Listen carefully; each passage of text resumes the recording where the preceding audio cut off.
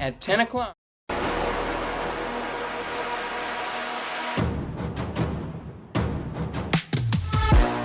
We welcome you into Blaze's extended coverage of the 2024 election. Alongside Kai Janagabas, I'm Wyatt Ballmeyer. Kai, how you doing this evening? I'm doing great, Wyatt. You know, it's been a phenomenal election night so far. We've seen a lot of ups and downs for both candidates, and I think it's going to be something a lot of us are going to look forward to, especially with some of the late night polling that's going to start rolling in. What about yourself?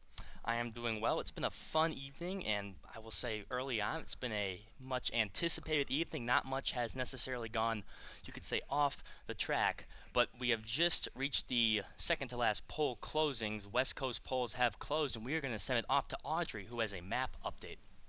Thank you so much. We have a quick update with the West Coast states. So Washington and California have both been called for Harris, which gave a huge boost to her total. So the score is currently 179 to 214. Trump is still leading, but Harris has made up a lot of votes in the West Coast states. Idaho was called for Trump, and votes are being counted in Oregon currently, but we are still waiting on those results. Thank you. Back to you. Well, thank you, Audrey, as always. So, we are reaching the late night hours, especially on the East Coast. There is still a lot to be decided, as a majority of the swing states have yet to actually release their outcomes and votes. So, we have a long night ahead of us. Yes, we do. I mean, California just officially announced that Kamala Harris was the winner over there. So obviously Kamala Harris is now gaining back some momentum that she kind of lost early on in some of the Midwestern states, especially to some of the states kind of more on the southeastern side of things. So she's finally starting to get a little bit more traction back. We've seen her kind of lead a little bit here and there in Virginia and Pennsylvania, two of the biggest campaigning states that she was in, and she spent a lot of her time kind of doing rallies and stuff out there as well.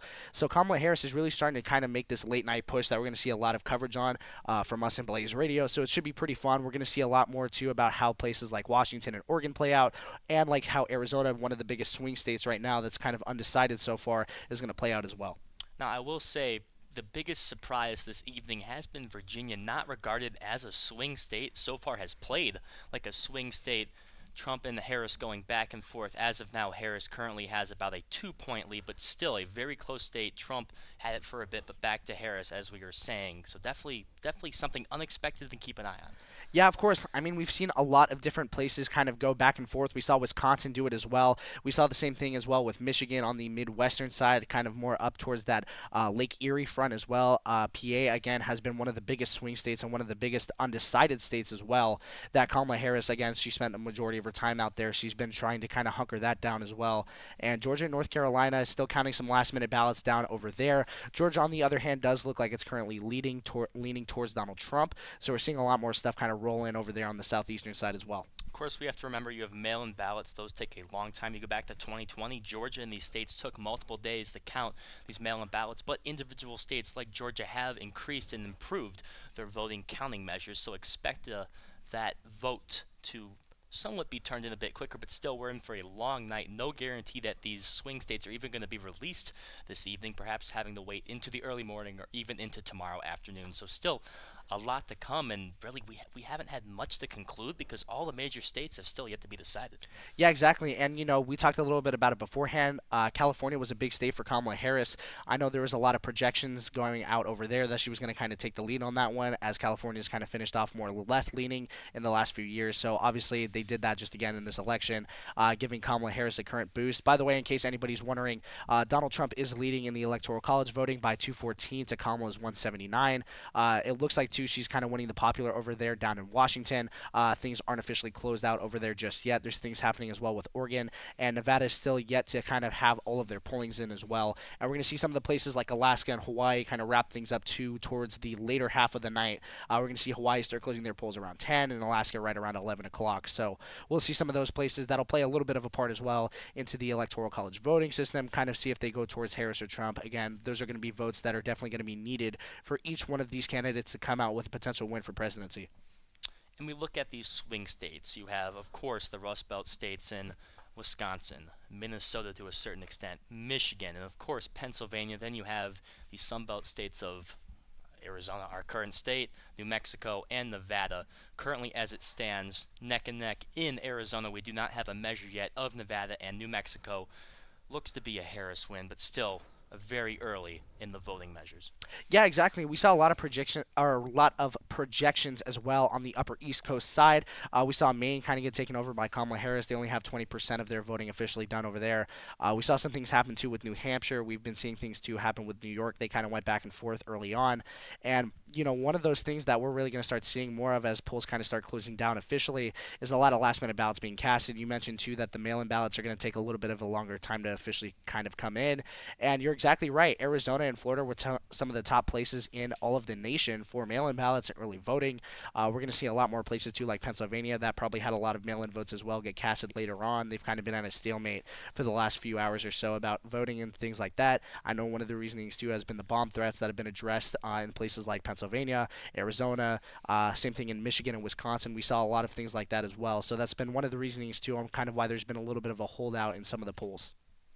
Now, have there been any surprises in your mind in terms of percentages towards candidates? Because I can say with Texas, the last couple elections, going back to 2016 and 2020, Texas has progressively gone more blue, but Trump won the state by at least 14 points. As of now, it's only 75% in, but still, that's a large margin. Yeah, of course. I mean, like you mentioned before, Texas, they've kind of gone a little bit back and forth previously. Not a definitive swing state for sure, but they have definitely kind of swayed their own opinions back and forth for sure in recent years. We saw it too, kind of with Kamala Harris. She kind of had like a weird early start over there, where she kind of had a lot of votes for a little bit of time, and then Donald Trump kind of took things away over there. But I definitely think one of the more surprising ones, like you mentioned, has been Virginia and the North Carolina region. And same thing with Pennsylvania. I think those three upper eastern coastal states have been something that's been very concerning for the Kamala Harris campaign over there. I think she's had a lot of, imperative campaigns that she wanted to run over there.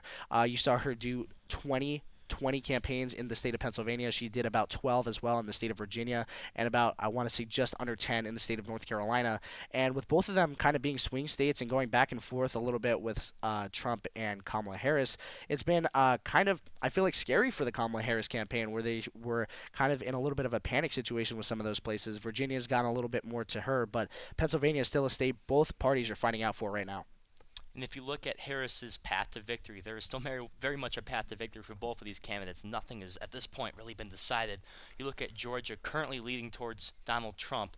Even if Kamala loses Georgia, there is still a path to victory, but that path follows through Pennsylvania. She Exactly. must win Pennsylvania if she loses Georgia. Exactly. That was one of the predictions we've seen all night long, and we saw it even yesterday as well, kind of heading into this, that Pennsylvania was going to be one of the biggest states for both parties. And that state is going to be even more crucial for Kamala Harris, especially if she loses out in Georgia, loses out in North Carolina. Those are going to be big spots that she kind of needed that win in, but she might not get it. And if she doesn't, Pennsylvania is going to be the place where she needs to kind of regain those votes and still kind of get off from that unbeaten path to really try to get some momentum going forward in terms of this presidency.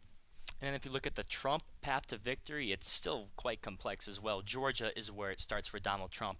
And if he can win Georgia, he does not necessarily have to win the state of Pennsylvania. He would have to carry a Sun Belt state regardless of what it is, and then, of course, win a Rust Belt state. So if Trump does not win Pennsylvania, you could see a path such as Arizona, then either Michigan or Wisconsin. Still, voting numbers are not in yet. It's still very early to tell, but there are multiple paths for both of these candidates to win the presidency. And the fun thing is, none of the swing states have really come in yet, so we have no clue what is going to happen. Exactly. Arizona's been one of the most split swing states that we've seen so far. Arizona at one point was both held at 49.6% on both sides of the Democratic and the Republican Party. So we've seen a lot of things kind of swirling around that. Arizona's kind of been the most influential swing state as we've kind of seen so far. But again, Pennsylvania being one of the areas that Kamala Harris really needs to kind of turn her way in order to kind of start getting a little bit more traction here. But I completely agree. The Wisconsin and Michigan area for Donald Trump would be huge, at least winning out one of those. Basically, what almost kind of solidified Trump into presidency is that would be a great spot for him. I think there's a lot of things as well when it comes into the mail-in ballots, especially last-minute voting. We saw a lot of voting and polls get kind of pushed back to a later date because of some of those threats. We saw the same thing, too, with a few issues in Arizona at the Apache County area, where they were having some issues as well with some of their machinery and some software updates that happened mid-polls.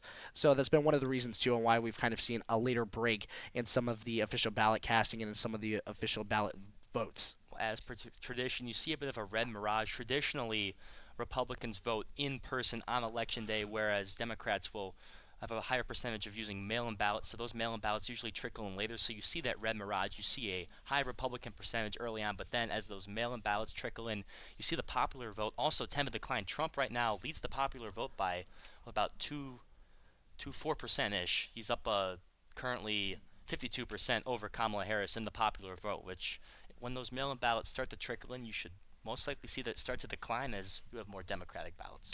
Yeah, of course. I mean, those are going to be one of the things that are going to be crucial. We saw it in the last two elections for Donald Trump where he was running for presidency, where he didn't win the popular vote. We saw it where Hillary Clinton won it back in, I believe it was 2016, and 2020, where Joe Biden had won the popular vote and won the presidency as well. So that's one of the things that's going to be a little bit newer for Donald Trump this year is that he's gaining those popular votes. He's gaining out some of those more Midwestern states as well that were really crucial to Kamala's campaign that he just kind of took away last minute. So definitely that entire East Coast side, by the way, too, is being taken over by Kamala Harris right now. We still have some crucial battlegrounds in places like Wisconsin, Michigan, Arizona, the Nevada, New Mexico area. Those are all places that Kamala really needs to win out in. Again, if she really wants to put her foot in the door and really try to make some leeway kind of go her way. Now, they are now at 90% in the state of Georgia. Donald Trump leads 51 to 48.3%.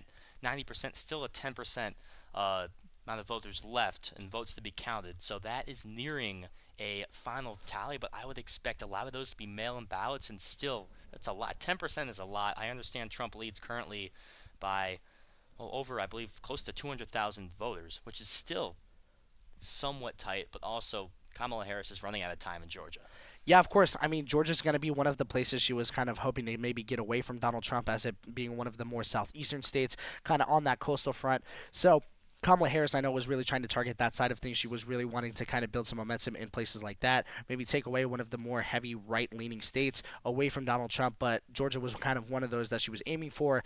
Doesn't look like right now it's kind of going her way. However, she still has a shot in places like Pennsylvania and North Carolina. She's only down by about 2% in places like North Carolina with 90% casted, and same thing with Pennsylvania where there's still 25% of ballots yet to be counted for, where she's only down by 3% over there. So Kamala Harris still has a shot to kind of keep her things in right now. I know too that places on the southeastern side of Pennsylvania, a lot of the county areas over there, such as Harrisburg, I know places as well like Mechanicsburg and Cumberland Valley, kind of are all places that vote a little bit more right-leaning, have a bigger population front. But Philadelphia and Pittsburgh are a lot of places that are going to have a lot of late-night pollings. There's going to be a lot of late ballot castings over there where we'll kind of get some more official results in the central area of Pennsylvania.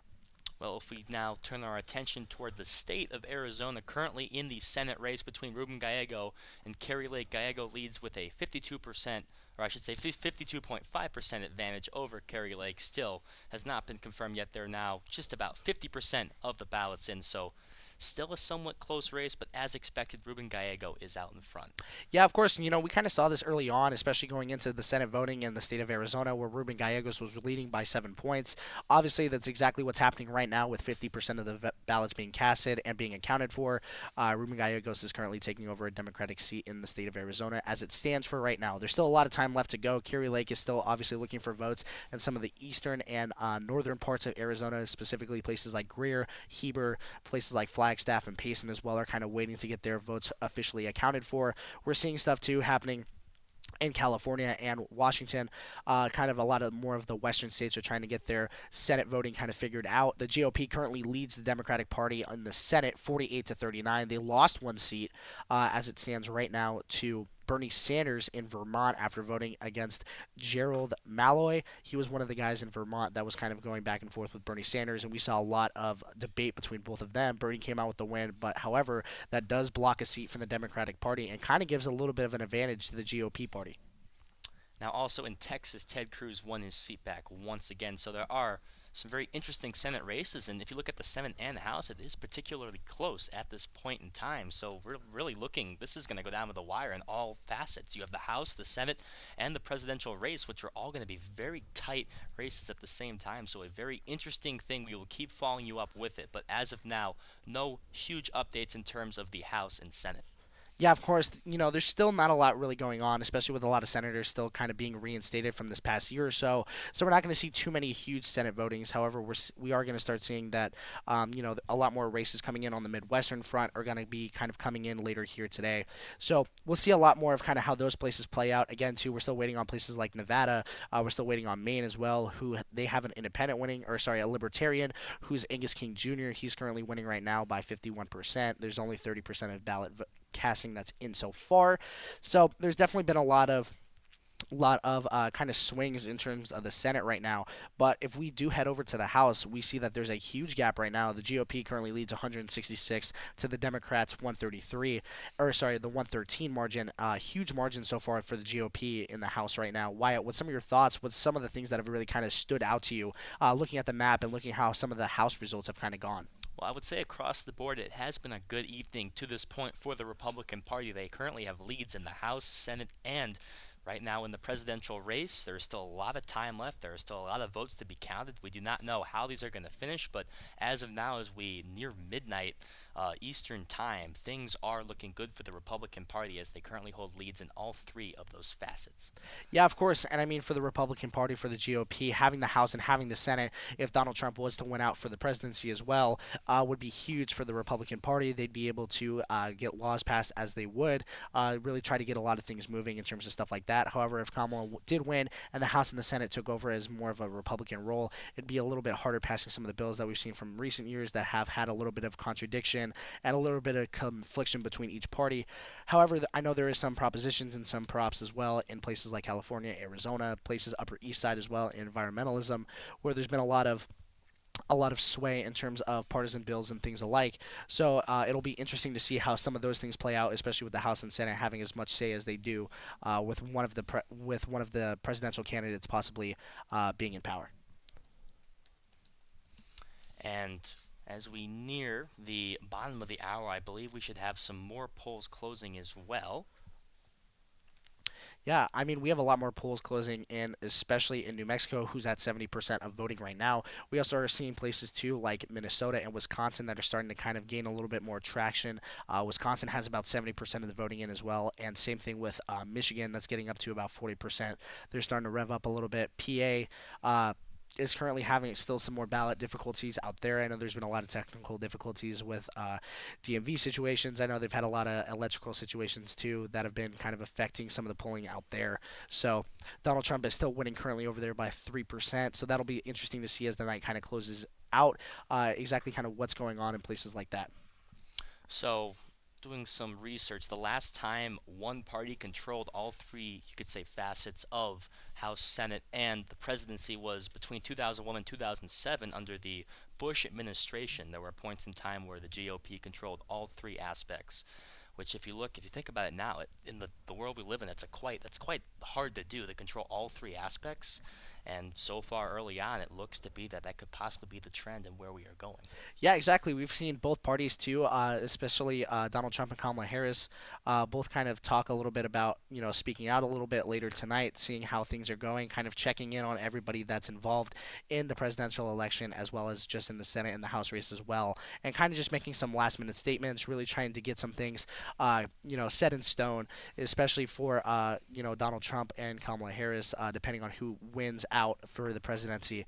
So there's been that. I know there's also been issues too that have been talked about with the DNC office out here in Arizona. Kamala Harris spoke out at the DNC HQ today, kind of just giving everybody a debriefing and letting everybody know, hey guys, we're just going to kind of get ready for things as we gear up for the election today. So the DNC headquarters was addressed by Kamala Harris earlier this evening, where she's also, by the way, holding HQ at her alma mater, which is Howard University. So that's been one of the things too that has given her a lot of traction, has been a lot of old sorority buddies, surprisingly, that she has been with, has kind of given her a lot of help, especially on social media sides of things as well. Well, you saw it as well with Donald Trump. He was holding a meeting, I believe, at midnight Yes. this morning, and I believe he was in Lansing, Michigan, or Grand Rapids, Michigan, just finally trying to get one final pitch out. And you saw it. You're seeing it with both candidates, a last-ditch effort to persuade voters. And so far, we're seeing it on both sides. This is quite a tight of a race. We don't necessarily know how it's going to end due to the fact that all of the swing states are still very much undecided. So it's most certainly gearing up to be the type of finish that both of these candidates were expecting. Yeah, of course, we're starting to see Oregon too start getting a lot more of their voting counted in for. There's about 50% that's accounted for over there. Nevada still having a few ballot issues over there, so we'll start seeing some of their stuff roll in right around 10 o'clock. Hawaii and Alaska, both of their stuff won't be in until way later tonight. But there's been a lot of different things kind of going around the community, and actually, as of just now, too, Oregon just kind of took over, and Kamala Harris just claimed Oregon as well. So she did that on the western coastal side as well. So she's locking down some of the western states, trying to get some things going over there as well. Well, I would say still no surprises. Virginia was a bit of a surprise, but it looks to be as if it's going for Kamala Harris. And I know a couple days ago there was a poll in Des Moines with Harris having, I believe, a 4-point lead in the polls in Iowa, which obviously did not happen. Donald Trump won the state of Iowa, so that was a bit of a great example of how polling can be inaccurate at times. Yeah, exactly. I mean, we saw it too with places in Utah and Idaho as they were kind of wrapping some things up. They were having some issues too with ballot officiating. And sorry, apologies, that was Idaho and Wyoming. That both kind of had their own little polls out there for Kamala Harris and overturned obviously by Donald Trump, who's taking it in both states. So I know exactly what you mean. We've seen it so far throughout this entire race, especially in terms of the Senate voting. That's been a big issue in Arizona and been one of the bigger issues, too, that has kind of impacted the upper eastern side as well. So one of the things, too, that we're going to start seeing more of is Senate voting kind of coming to a conclusion later here tonight. And I will say, if you throw out Alaska and Hawaii, out of the main 48 here in the United States, Nevada is the only state to yet to release any sort of polling data and results. So hopefully we will get that in just a bit, but definitely a bit interesting for sure that Nevada has yet to release anything. For sure, I completely agree with you. I mean, Nevada has been, they've had their polling now closed for about an hour and a half or so. So definitely maybe some technical difficulties over there trying to get some of the things cast and things alike. So we'll see kind of what happens over there with Nevada and maybe see if Kamala Harris will lock that down or if Donald Trump will steal one away from the eastern side from Kamala Harris. But again, there's still a lot of swing states that are still out there on the table and will most likely decide this election. PA, again, being one of the bigger places for Kamala Harris, and Donald Trump obviously wanting to win in places like PA and Georgia, even though he just locked down North Carolina.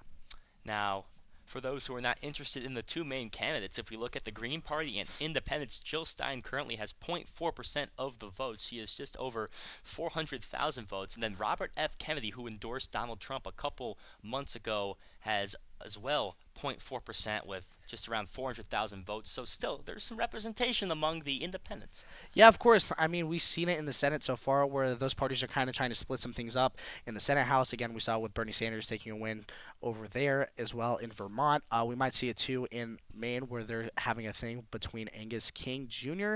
The Democrats so far are currently at 40 in the Senate, and the GOP is currently standing at 48. Again, the biggest thing has been Bernie Sanders taking away one seat away from the Democratic Party by winning out in Vermont. So we're going to start seeing a lot more things like that and things of that nature kind of start happening again, especially from the eastern side that are still trying to lock down some of their senators. The House, too, has been pretty divided as of late. Again, the GOP still with a huge lead over the Democratic Party, but the Democratic Party still needing to kind of close some things out over there on the eastern side of California and things alike like that. So yeah, we'll start seeing a lot more places, especially in terms of the Senate and the House, kind of start rolling in later tonight. I know that there's going to be a lot of issues too, probably with some of the ballots and some of the voting polls that are kind of be in effect later tonight as well. So we'll start seeing some more of that a little bit later here, probably right around the 11 o'clock margin. And if we look at just in general around the country, still not many major results coming in. We have our solid blue wall states, which have remained blue, of course, your Californias, your Pacific Coast states of Oregon, Washington, Illinois, New York, all of those states remaining true. And, of course, you have your red states. Florida, which was once considered a swing state, now a solid red state. Donald Trump's margin of victory in Florida currently stands at, well, just about 14%, which is still a large margin, very similar with Texas. So you're still seeing those strong red states. And, of course, you have the Deep South and Nebraska as well going for Donald Trump by just about 10%. So your Republican, your Democratic states, your true states for those two sides really remaining. And that just leaves us with the swing states as we wait for details to come in. And right now, the GOP holds leads in a majority of those states. We still have a lot of time left. A lot is unknown. Tons of mail-in ballots still to be counted. And we are in for a true horse race, you could say. Yeah, I completely agree. I mean, we're going to start having a lot more things kind of rolling again around 10 o'clock. We're going to see how the presidency kind of wraps up here in the next couple of hours, possibly. We might see it, too, in the next few days.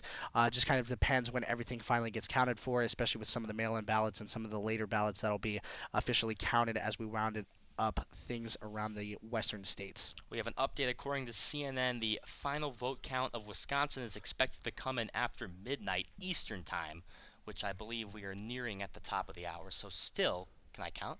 Yes, I can count. We are nearing that time, so expect a possible final vote in Wisconsin coming up. Currently, we have 67% of all polling in, so still a large chunk is yet to be reported, but that is encouraging news to know that we could possibly know the winner of Wisconsin in a couple hours. Yeah, of course, it's going to be one of the things really exciting to watch out for. I think everybody's going to really be, on the edge of their seat trying to watch how those Midwestern states kind of wind up voting here tonight. But as we're nearing that bottom half of the hour, it's currently 9:30 Mountain Standard Time. My name's Kai Janagabas, joined alongside me Wyatt Bomeyer, and we'll be right back with some more election coverage inside of the Blaze Radio headquarters. We'll be right back after this short break. I thought I released a good album until Naughty Step said it was bad. I hear this project and I am frustrated. I better listen to Blaze Radio. Hi, I'm Pedro. Did you know you can listen to anything?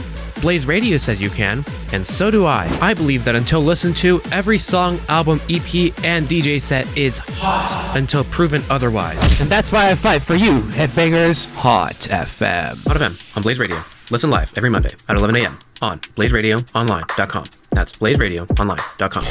This is what I wanted. It's what I've been waiting for these cars to come off of this corner. And guys, it's showtime. Boogity, boogity, boogity. Ooh, let's go racing today, boys. Are you a racing fan or want to learn more about the sport? Join Cooper Burns and Eric List every Tuesday from 1 to 2 p.m. Mountain Standard Time on Blaze Radio as they discuss everything from NASCAR to dirt racing and more on Fuel for Thought. How to throw a football. How to hit a baseball off a bat.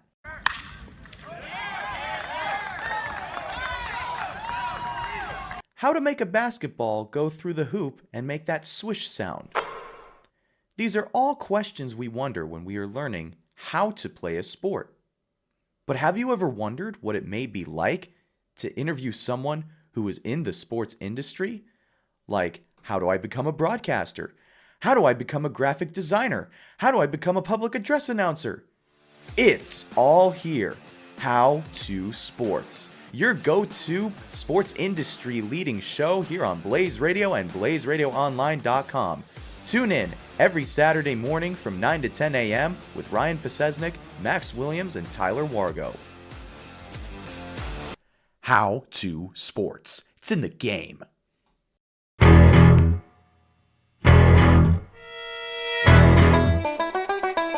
Grab your mates and join us for the finest sports show on Blaze Radio, The Irish Hello. With the wisdom of the Irish duo, you'll have the knowledge of old pals at the pub, sharing each and every moment. Join Aidan O'Neill and Shay Maloney every Wednesday night from 8:30 to 9:30 for breakdowns of sports news across the world as a pot of gold awaits. Welcome to 4 on 4, where we have all 4 experts on the 4 major sports. Join Sammy Newt, Dylan Wickman, Justin DeHaas, and Sean Brennan on Blaze Radio as they break down an exciting semester of sports that includes the MLB postseason, top NFL storylines, the biggest offseason news from the NBA and NHL, and anything relevant happening in the sports world. At the end of the day, we're just 4 roommates that love to talk sports, so join the conversation. Listen live on blazeradioonline.com every Wednesday at 2 p.m. Arizona time, or if you missed us, check us out on Spotify, where you can hear all of our shows. Hi, I'm Casey McNulty. And I'm Brooklyn Cohen. And welcome to The Hot Seat, where each week we answer your burning sports questions.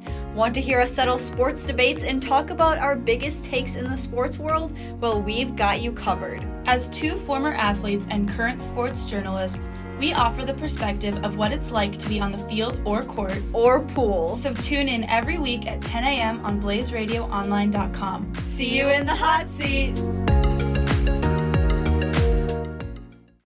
Coming this fall. Friday Night Lights, Camera Action, Blaze Radio's premier sports movie talk show returns. There's no crying in Friday Night Lights, Camera Action. If you ain't first, then watch Friday Night Lights, Camera Action. Guys, there are rich teams and there are poor teams. And then there's 50 feet of crap. And then there's people who don't watch Friday Night Lights, Camera Action. Remember the time Friday Night Lights, Camera Action showed up at halftime and Blaze Radio won the Bourbon Bowl? Friday Night Lights, Camera Action, Friday starting at 9 p.m. Arizona time on BlazeRadioOnline.com. Now go out there and take it. What's up, everyone? Life is confusing, so I, Natalia Marin, have decided to answer some of life's wonders, asking the question, does it work? AKA the name of my new show, Does It Work? Will have fun conversations featuring my hours of research, evaluating if cultural phenomenons, government systems, and psychological theories actually work. Make sure to listen live every Monday at 9 a.m. on BlazeRadioOnline.com to see, if it works.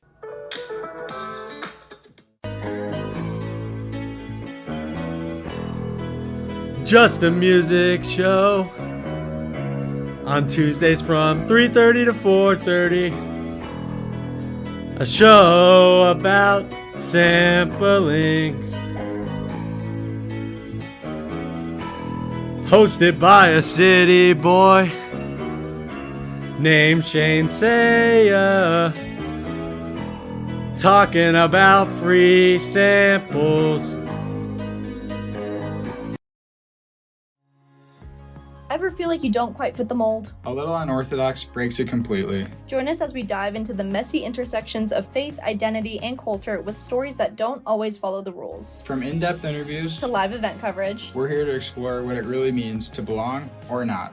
Join us, Emily Fox-Million and Abe Mogelson, on Sunday at 11 a.m. Because sometimes the best way to make sense of it all is by getting a little unorthodox. Yes, sir. Nah, I'm hearing what you're saying, but what's your take though? Yeah, he's cool, but Heisman? That team don't got nobody on there who could shoot any type of threes. I'm supposed to believe they're a playoff team? You're not answering the question. The question is, who is the better football team right now? Hey, I like that take right there. And it's not even close. What are we talking about? There's no midfielder as naturally talented as him in the last 20 years. Tune in to Let's Talk Takes every week, hosted by me, Devin Henderson, where I bring in different guests each week and we debate the most pressing topics in a variety of sports. I'm talking NFL, NBA, college basketball, college football. We even gonna talk about some soccer. Tune in every week, Thursday, 2 to 3 p.m. right here on BlazeRadioOnline.com. Hey, it's me again. It's your good friend, Max Cepeda. And the only guarantee I can give you is this.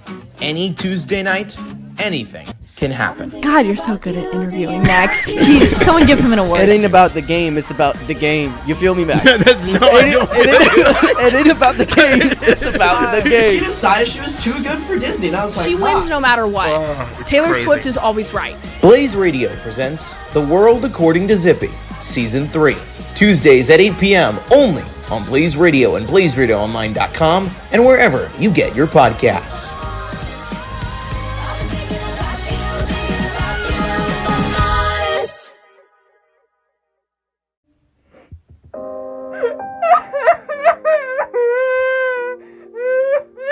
Hey, why are you crying? Charlie Blackmon's gone! What do you mean Charlie Blackmon's gone? You got Zach Veen that will be ready to be called up in center field. Who's Zach Veen? You get to hear all about Zach Veen every Monday from 8 to 9 on Up on Deck on Blaze Radio. Every Monday, baby! The following is the Fatal 4-Way Podcast, and it is scheduled for one fall. Join Luke Carter, Justin Lacertosa, Luke Galindo, and Dylan Oliver every Monday from 4 to 4:30, where we talk about all the high-flying, table smashing, eyebrow raising, limousine riding action, and professional wrestling. Welcome to your favorite show where everything is untitled, unscripted, and unhinged.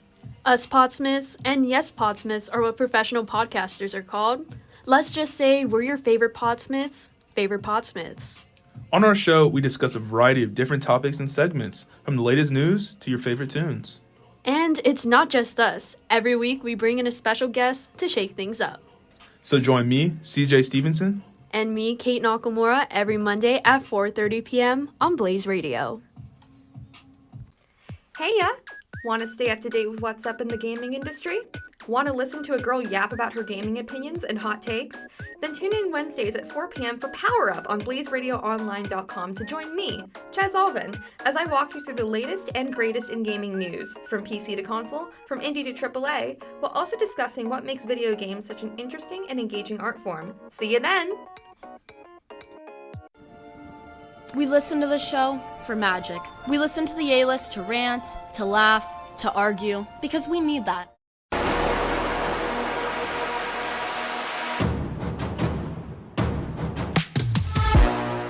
Welcome everybody back to Blaze Radio News. Currently we're covering the election here at Blaze Radio inside of the Cronkite building. Joined alongside me is Wyatt Bohmeyer, and I'm Kai Janagabis. And kicking off with some breaking news is Audrey. We'll kick it over to her to show you guys what happened after the break. So we finally have a call in one of our 7 swing states. North Carolina has been called for Trump, and Georgia and Pennsylvania are leaning red. We expect both of those states to be called soon, and we're hearing that there will hopefully be another ballot drop in Wisconsin within the hour. So that state is at 65% reporting right now, and hopefully we'll get closer to 100 by the end of the hour. And the West Coast, we have Oregon has flipped for Harris, and New Mexico is also been called for Harris. So our current score update is 230 Electoral College votes to Trump and 192 to Harris. Back to you. Thank you, Audrey. And yes, you guys just heard it here first. Oregon was one of the places that took over for Kamala, and then we also had some places closing out, like North Carolina. So those are some of the places that Trump was taking over during our break. Wyatt, what's some of the things that you're kind of seeing right now? Well, with North Carolina officially going to Donald Trump, that is the first battleground state to be declared for a candidate. Trump takes North Carolina, and that's the first, you could say, of the states that need to fall in line for Donald Trump. And as we speak as well, we are still waiting on tallies in Georgia and Pennsylvania, but as of now, Trump with, you could say, pretty good leads in both of those states, leading by 2+ points. So for Donald Trump, things are on plan. Yeah, of course. Definitely exciting to see how some of these swing states kind of wrap things up, as they're kind of one of the only ones that are really left out so far. Pennsylvania is obviously waiting on a lot more ballots to be casted. I'm assuming in places as well like Philadelphia and the Pittsburgh area that tend to have a lot more of the population voting. Donald Trump leading over there by about 4 points. As you mentioned, Wyatt, still 20% of the voting left out over there. And like you mentioned too, still about 9% of the voting remaining in Georgia, and I know a lot of people are also speculating too that could be due to the fact that there's the Atlanta area that hasn't exactly had all of their ballots been officially tallied up yet. So that's definitely been one of the places too that both candidates are kind of looking at, especially with Virginia leaning a little bit towards Kamala, especially Wisconsin and Michigan that are starting to get over to about 70% margins. That'll really be big deciders for both of the president candidates. And we have still yet to receive any information on Nevada, a crucial Sunbelt state that has yet to really turn in anything. We are still waiting on it. And then checking in on the state of Arizona, currently Trump has a 0.2 advantage. Not much has shifted, about 3,000-ish votes between the two candidates. Still a very close margin. And right now we have yet to really see any big change besides Trump winning North Carolina. And speaking of big changes, Wyatt, you guys are going to hear it here first. Virginia has officially decided that Kamala Harris had taken over. She officially wins out one of those other battleground states. That's 13 electoral votes awarded to Kamala Harris, who's now back in the running even more. 205 electoral votes for Kamala Harris to Trump's 230. This is definitely going to be one of the bigger deciders, especially when we kind of wind down towards the end of the night. But Pennsylvania, Michigan, and Wisconsin, all states that she's definitely going to need to win in order to keep herself in this race. Again, big swing states that are currently leaning a little bit more right towards Donald Trump. So it's going to be one of the things that we're going to be having to look out for as we're going to be kind of grinding things down later on here tonight during the rest of this electoral voting. And still, Pennsylvania is the focal point of this election currently, with about 81% in. the Trump vote is starting to increase a bit, which if you're Kamala Harris at this point, you'd like to see that start shrinking with such a small percentage of voters left, but we do not know where those voters are. Those could be mail-in ballots from primarily Democratic areas. We do not know yet, but as of now, Trump appears to be gaining momentum still in Pennsylvania, which is a troubling sign for the Harris campaign. Yeah, of course, we're starting to see things, too, kind of dwindle down over there in Georgia with only 9% of the voting still out there on the table. We're starting to see things, too, like Minnesota, which is kind of giving a little bit more of a lead to Kamala Harris. She's currently up there by about 9 points, with over half of the ballots being officially casted for. That would be 10 electoral votes would be awarded to Harris if she was to take over on that front. Arizona, too, has been the tightest race so far, with Donald Trump at 49.8% and Kamala Harris holding out at 49.4%. We're 50% of the way done in the state of Arizona, so that's going to be one of the bigger battleground states as well that would, potentially sway how this election goes.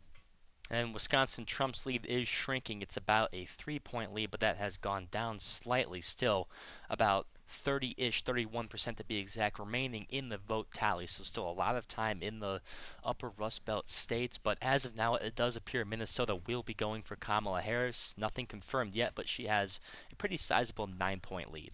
Yeah, of course, and Kamala Harris still holding on to some of the eastern coastal states as well, like Maine and New Hampshire. Typically, Hawaii is also more of a left-leaning state as well. That's been one of the bigger projections as well that we've seen later on in the race, is that Hawaii will have a lot more of their ballots in towards midnight, and most of those castings will go pretty smoothly considering how small the population is out there in Hawaii. We'll see a few more things happen too with Alaska, as they typically tend to be a little bit more right in recent years. However, it is still a potential swing state, and again, those electoral college votes still matter. Every single one of them matter, especially in this election, which most have been saying has been the tightest we've seen in recent years, in decades even.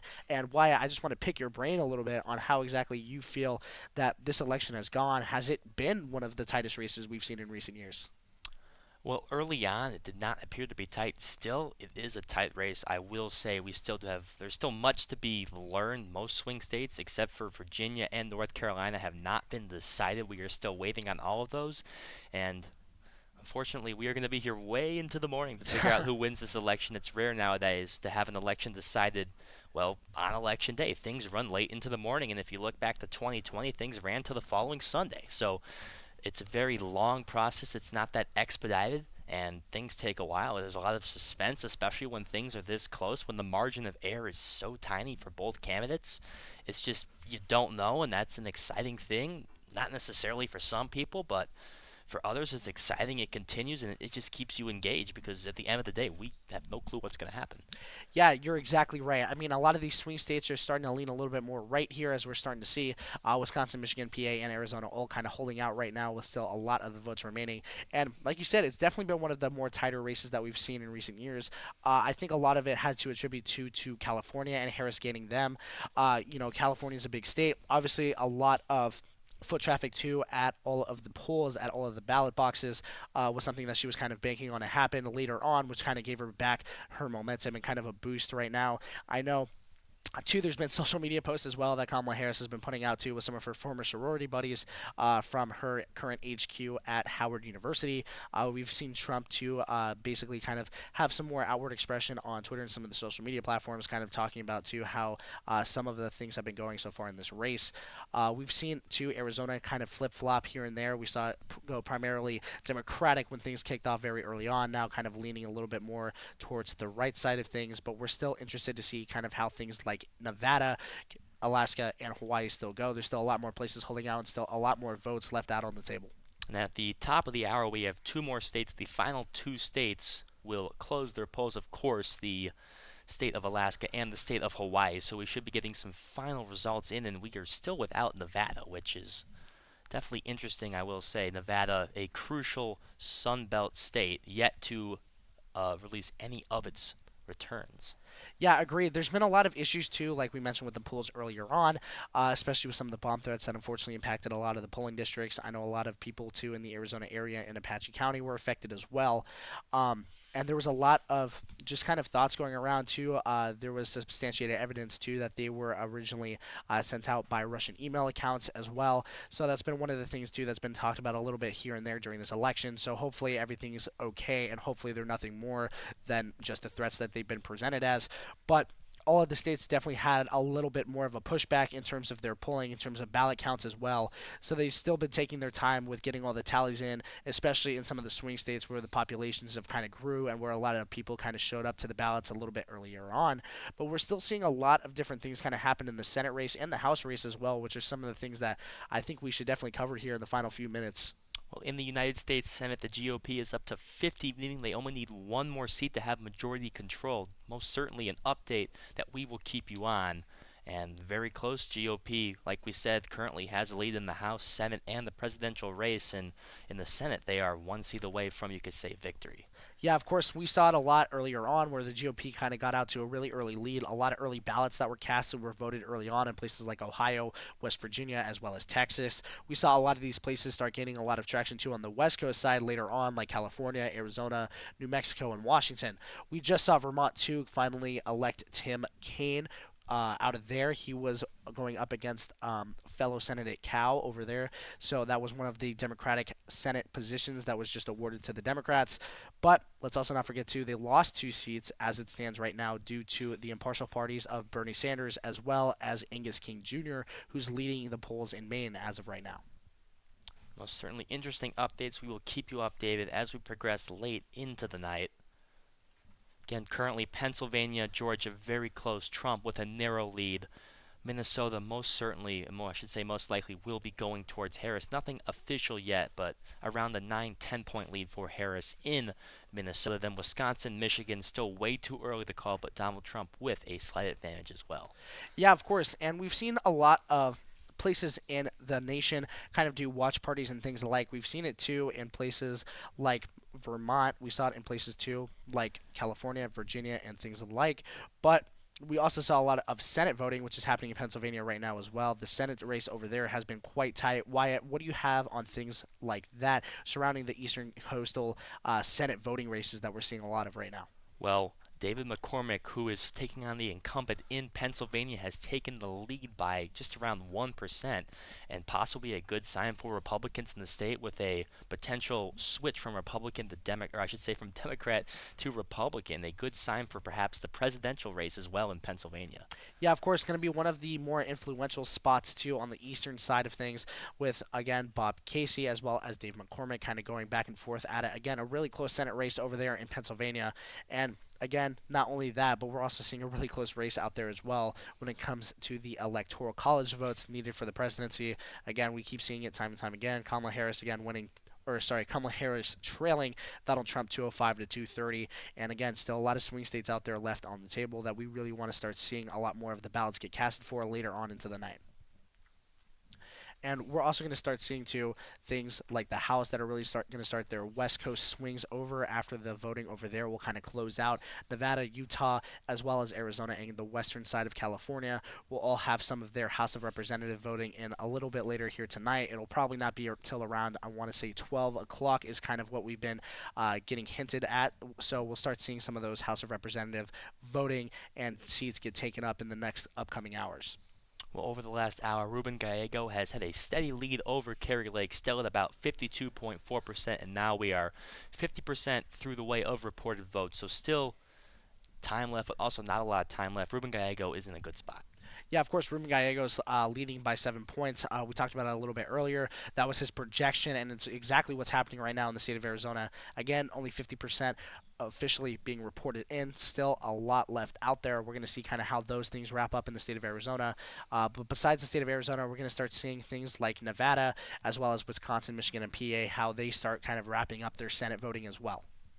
Again, still without any returns in Nevada, one of 3 states, and of course the other 2 being Alaska and Hawaii. Those states have yet to close their polls. Nevada closed their polls about an hour ago and has yet to release any data whatsoever. We will wait on that, and we will update you as soon as we get that information. But for now, we wait on the Sun Belt, we wait on the Rust Belt. Not much change. Currently, Trump leads in almost every one of those states, which is quite astonishing. But still very early. Yeah, of course. I mean, I know a lot of people too were also speculating if we were going to kind of see the red mirage or if we were going to see the blue shift happen as well, where we were going to see a lot more states kind of close out early on or close out very later in the day, where we see a huge red wave, if you will, or a huge blue shift, where a lot of the where the Democratic Party would take over a lot more of the Midwestern states, some of the more central states as well, or if we were going to see the Democratic or the Republican Party take over and we were going to see a big change in those states as well. Currently, it has looked like there's been a primarily Republican voting so far up on the Midwestern side of things, as well as the southeastern side. A lot more of the deep south has been voting towards red as well. So we'll be definitely in contact with you guys, especially as Georgia will start closing out their polls shortly, with only 7% of the voting still left out. I will say in Georgia, Trump's lead is shrinking slightly. Still is about a 2-point lead, but it has shrunk. Whereas in Wisconsin, Pennsylvania, you've seen a pretty steady Donald Trump lead.